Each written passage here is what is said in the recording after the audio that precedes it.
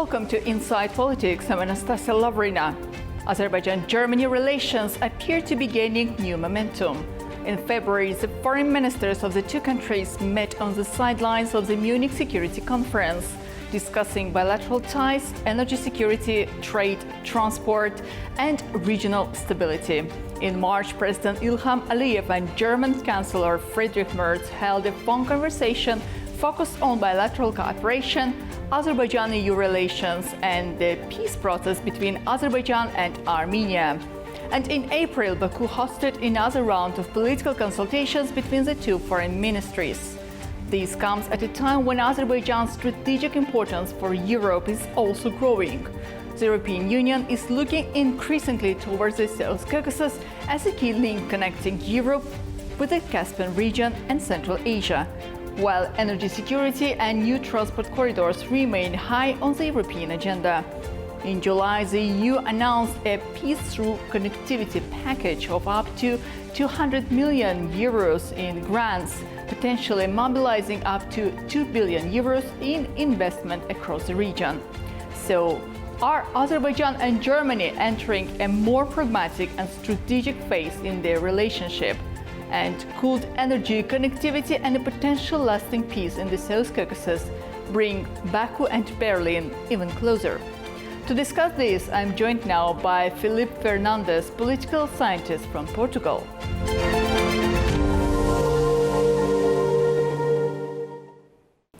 Filipe, hello and welcome to Inside Politics. Hello, thanks for having me. Thank you, great to have you here with us today. So, as I mentioned before, the two countries, Azerbaijan and Germany, continue to form bilateral relations, working together on the development of energy security, trade, transport, regional stability, and so on. Do this high-level context suggest that Berlin is reassessing the strategic importance of Azerbaijan and the South Caucasus? Yes, for sure. This series of meetings mean, of course, that we are witnessing a further step in the deepening relationship between Germany and Azerbaijan. I would go even forward and say not just Germany, but the European Union and Azerbaijan as a whole. Of course, this takes place in the context of Europe's continuous effort to diversify energy supply following Russia's invasion of Ukraine. And then again, it reflects Azerbaijan's growing importance and geopolitical importance as first and foremost, of course, a reliable energy supplier. Secondly, a transit hub linking Europe and Central Asia. And lastly, but not least, of course, Azerbaijan as a key actor, of course, in the South Caucasus after the Armenia-Azerbaijan peace deal and the peace agreement. Of course, we can identify quite a few goals from the German side, for instance, and that is securing long-term natural gas supplies. Of course, since the outbreak of the Russia-Ukraine conflict and open war, we saw what happened to Nord Stream 2, the program and the project that the then Chancellor Angela Merkel's project had with Russia's partners as well. Of course, with that being questioned, being jeopardized, and of course, for now, Germany really does need to seek for new supply chains, for new energy and natural gas supplies, because of course that being a massive hit in the program that was being invested in, with quite a lot of millions of euros being invested in the Nord Stream 2 project, and now of course with Russian assets being frozen by the European Union with so many sanctions on individual and companies from Russia. Then again, countries like Azerbaijan have the opportunity then again to export even more to more countries, as they already did, and to expand on this cooperation with the European countries. Absolutely. You rightly pointed out the relations between Azerbaijan and the European Union is also developing through the different projects and directions. Just recently, the President of the European Commission, Ursula von der Leyen, visited two countries in the region, I mean Azerbaijan, and then she traveled to Armenia. And we know that Germany has enormous influence over the direction of EU foreign policy. Do you think Berlin's perception of Azerbaijan is changing from seeing it mainly as a part of the EU's eastern neighborhood to recognizing it as an increasingly important geopolitical actor connecting Europe, the South Caucasus, the Caspian region, and Central Asia? I think so, absolutely. I think so, and I think this government from Azerbaijan has been doing quite an impressive work when it comes to its foreign affairs, to its foreign relations. We have been seeing so many compliments from the EU towards the president of Azerbaijan, but that's not the only case. Of course, the Trump administration back in the United States of America have been complimenting quite a lot as well this president of Azerbaijan, and of course that means that Azerbaijan is consolidating its role as a strategic partner in many different topics. Of course, energy supply is one of them. It's probably one of the most important, of course, but what Azerbaijan has to offer and it has the capacity of putting into the table is then again promoting stability in the South Caucasus, of course helping to strengthen the middle corridor, and that reduces quite significantly Russia's influence. And in a very complex international time where the Strait of Hormuz has been facing quite a lot of challenges, when on one day it's being open, and on the other day it's being closed. So of course this whole situation improves connectivity through Azerbaijan from Europe to Central Asia, and vice versa. And of course, Azerbaijan has been consolidating itself as a strategic partner, and as I said, and demonstrating being a reliable country as well to its European counterparts and its European allies, I would say. This, of course, strengthens Azerbaijan's international legitimacy, and of course attracts interest from many European and other countries that can look to Azerbaijan as a place to invest, both in energy, both in infrastructure, both in transportation. Also in technology, for instance, if we're not just talking about natural gas or classic energy, such as based in fossil fuels. Of course, when it comes to the bet that the European Union is placing in hydrogen, of course, Azerbaijan has a place at the table here as well. And so it's showing itself as a very widespread topic ally country that the Europeans can talk to and can count on. This, of course, moves the EU closer to Azerbaijan, also based on the values such as the value of democracy and the value of course, the rule of law. And this can really be an open door to geopolitical stability in the region, and Azerbaijan is an absolutely key player that cannot be left out from the negotiations. Well, you absolutely rightly pointed out that the uncertainty around the Strait of Hormuz put Azerbaijan and the existing infrastructure in the region as at the level of discussion among the many countries in the European Union, and the relevance of the existing projects has been highlighted many times. A major qualitative change in Azerbaijan-Germany relations has been the start of direct Azerbaijani gas supplies to Germany since January 2026, with long-term contracts, growing cooperation between SOCAR and Uniper. Azerbaijan's deeper integration into the European energy system, as you rightly pointed out before. How important could Azerbaijan become for Germany's energy security in the coming years? Well, Azerbaijan could be very significant and very important. Let's face it, the European Commission has been developing quite a few public policies that have been linking and forcing every European Union member state to follow through, and that was kind of harmful for the industry sector all over Europe. And then again, Germany's industry, of course, was considered the wheel of the economic wheel of Europe. And for the past decade already, it has been suffering quite a lot, and we have been seeing Germany in an economic recession.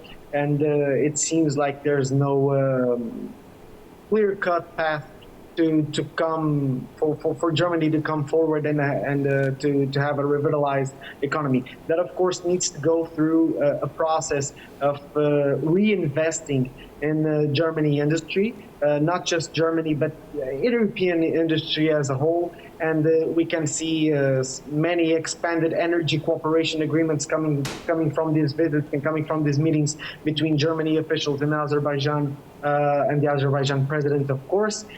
It can be very interesting, and we saw that many private businessmen and both private and public companies actually from Germany were investing in Russia. Back to 2020, 2008, right before the Crimea invasion as well. And so, of course, this means that Germany needs to find a new place for German investments abroad. And then again, finding a country in the middle corridors. So Philippe, you already started to answer my next question about the middle corridor, as Germany indeed shown growing interest in middle corridor as an alternative trade route connecting Europe with Central Asia and China. And German companies are already becoming more involved in related logistics projects. How would you describe more in detail Germany's potential role in the future development of the middle corridor? Of course, I think it all comes to, first and foremost, geopolitical objectives. Of course, investing in the middle corridor would reduce quite a lot the Russian when it comes to not just energy supply to Europe, but also, like I already and previously mentioned, abroad investments from both public and private sector companies and businessmen from Europe and from Germany as a whole as well. So bypassing Russia would be very important, politically speaking, for the Germans. And the middle corridor going from Central Asia to Kazakhstan, Azerbaijan, Georgia, Turkey, all over and all across to the heart of Europe would strengthen Europe's resilience, would shorter transport routes, as they would not have the necessity to go through Russia or other countries in the south. And we have seen from the public statements of Ursula von der Leyen, and we need to understand that nonetheless, being the president of the European Commission, Ursula von der Leyen is a former Minister of Defense in Germany. And so, of course, she's a very politically sensitive person to this subject, and can this bet in the middle corridor can transform some priority areas in very specific and detailed cooperation agreements between, for instance, Germany and Azerbaijan. Is I would probably think that's one can see it as an expected outcome. For instance, focusing on energy, transport, connectivity, both physical and digital connectivity, and then again in investments. And so, of course, from the Germany perspective, it's been consistently emphasized that Azerbaijan is a growingly and an increasingly important partner, both for the energy supply sector, but also as a way of legitimizing and focusing on the middle corridor as an alternative to Russia, to suppress Russia influence. And of course, with so many other socially and politically sensitive topics that Europe has been expressing its concern over and about. Of course, then again, Azerbaijan could be a stronger economic cooperation partner for Germany and for the European Union. Right, for Germany and for the European Union. In continuation to what you have just said about the Ursula von der Leyen, the President of the European Commission, we have to come back to her visit to Azerbaijan and Armenia just recently in July, where it was announced the Peace Through Connectivity initiative for the South Caucasus with up to 200 million euros in grants and the potential to mobilize up to 2 billion euros in investment. As the European Union's largest economy, what specific role could Germany play in turning regional connectivity projects into real economic opportunities, not only for Germany itself, but for the European Union at all? Of course, this could play a massive role when it comes to the reinvestment of European industry and German industry, very specifically speaking. When it comes to the automobile, for instance, sector and industry, Germany has been harmed quite severely over the past decade, as I already mentioned. The truth is, Germany had a massive advantage when it comes to the automobile sector, being very productive and creating so many labor and job opportunities and job openings all over the continent.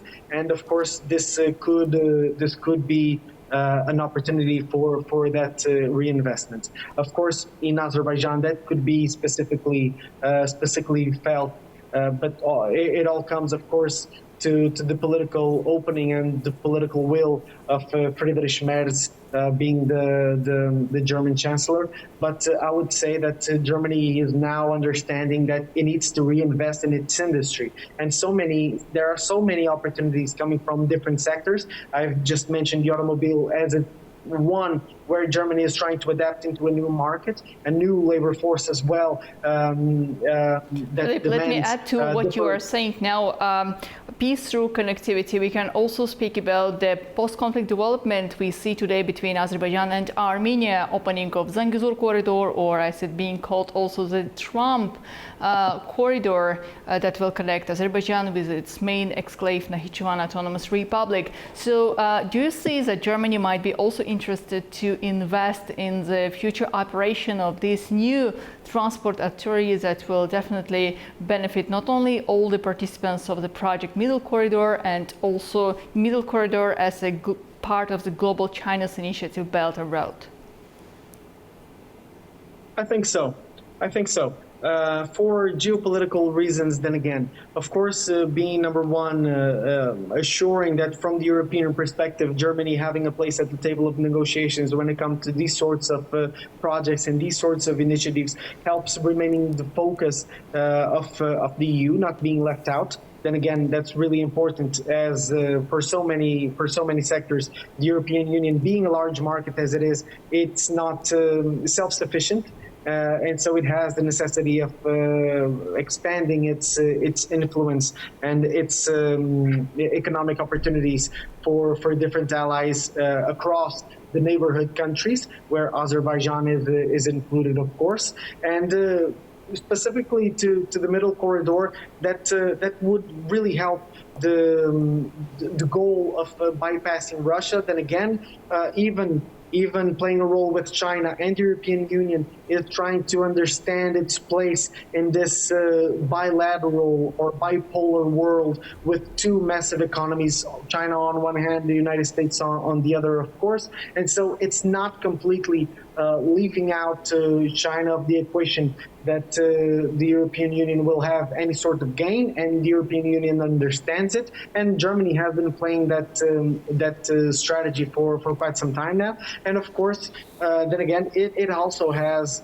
other positive consequences on other countries, not just Azerbaijan from the European perspective, I must say, but through expanding relationships between the European Union, Germany, and countries like Georgia or Turkey. for instance, with a very different situation with the Turkish process of engaging with the European market. But of course, the European Union and Germany specifically are trying to understand its place on a new Central Asia opportunity that does not depend just on the transportation coming from Russia. Well, Azerbaijan maintains quite close strategic relations with Turkey, develops its partnership with the EU, supports Ukraine's territorial integrity, and at the same time preserves channels of dialogue with Russia. In an increasingly divided geopolitical environment, could Azerbaijan's ability to engage with different centers of power become strategically valuable for Germany and for the European Union? I think so, and I think every major political actor in the European Union has been facing that circumstance and understanding the massive role and the massive strategic role that Azerbaijan can play, being a mediator of so many conflicts, both on the military basis and also on the economic perspective as well. And it's just as I was mentioning before, if I'm not mistaken, I have mentioned that all these visits and meetings would strengthen Azerbaijan's international legitimacy to be seen as a credible and a reliable ally, a reliable country that other countries can count on, not just for mediating those conflicts, of course, and with all the closeness of Azerbaijan to Turkish President Erdogan, and of course that could be very interesting for the European Union, as the European Union do not want to accept Turkey as a member state, and let's just face that circumstance. But at the same time, it does not entirely want to cut ties with Turkey. Turkey has been a very close ally indeed to the European Union for the past decade and a half. Let's just rewind to 2014, 2015 with the migrant crisis and all the bilateral agreements that the European Union had done with Turkish government by then. And so, of course, being in a very different situation and circumstance now, with so many diplomatic errands and diplomatic relationships being at very thin ice, Azerbaijan could play a role here. And of course, the economic relevance of agreements that could be being prepared from the German perspective would place Azerbaijan afterwards in the diplomatic arena, as well as a key actor of connecting Central Asia to Europe. Well, Philippe, thank you. Thank you so much for your time. Thank you for joining Inside Politics today.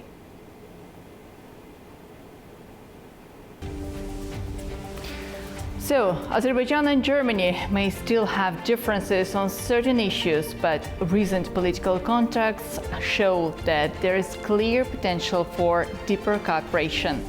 Energy, security, trade, connectivity, and stability in the South Caucasus are increasingly bringing the interests of Baku and Berlin closer together. Much will depend on how both sides translate political dialogue into practical cooperation and on how the regional peace process develops in the months ahead. Filipe Fernandes, political scientist from Portugal, a big thanks for his participation in today's episode of Inside Politics, and thank you for watching A News. I'm Anastasiya Lavrina, and I see you next time.